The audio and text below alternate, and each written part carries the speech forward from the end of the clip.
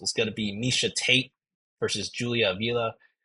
This is going to be the women's bantamweight division at 135. Miesha Tate, 19-9. She is 1-4 in her last five, coming off that decision loss against Lauren Murphy, which is almost a year and a half ago. That's pretty crazy. She is fighting against Julia Avila, 9-2. She's 4-1 in her last five. She's coming off that a submission win, which was 2 years ago. So both these ladies have not been the most active fighters. Both of them are kind of, over that 35 age. So not that active, slightly older. Julia will be the bigger fighter here. Has also a reach advantage. Odds for this fight right now, Julia Avila is minus 155, and she opened up at a minus 250. So people have been taking the dog odds on the former champion, Miesha Tate. Alex, I'll let you kick it off to you as far as this fight. What do you think about this fight between Tate and Avila here?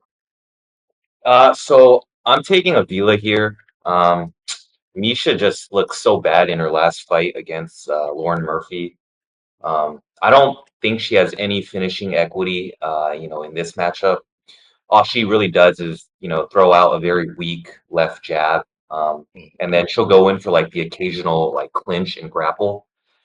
Um, and then when she's, grappling, she doesn't have like that dynamic judo throwing capability. So, she's not even able to get the fight down to the mat. So, really just a fade play here for me personally. I think, yeah, Avila, in her last fight, she looked like, really dangerous. She looked pretty good. I know it's been over 2 years, so I mean, there's, that question mark, but like I know, like I've seen Miesha Tate, especially her last fight, it didn't look good. So, I'm taking Avila here. Yeah, for sure. I mean, Tate, former champion. She does have a championship kind of skill set. I think she's a good wrestler, good grappler, technical striking as well on the feet. She came back from a 5-year layoff in 2021, has gone 1-2 since, right? That one victory, though, people need to know this, was against this fighter named Marion Renault, who was 9 years older than Miesha Tate. So Miesha Tate, just to tell you guys right now, she's 37. So she fought someone who was 9 years older than her in 2021. So I don't know about all that. So I mean, she does seem to be slowing down.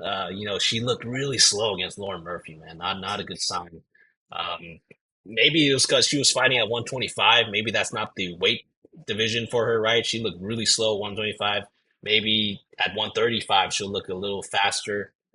But I kind of doubt it though. I mean, a 5-year layoff is really it's a really big gap, and usually you don't come back the same after that.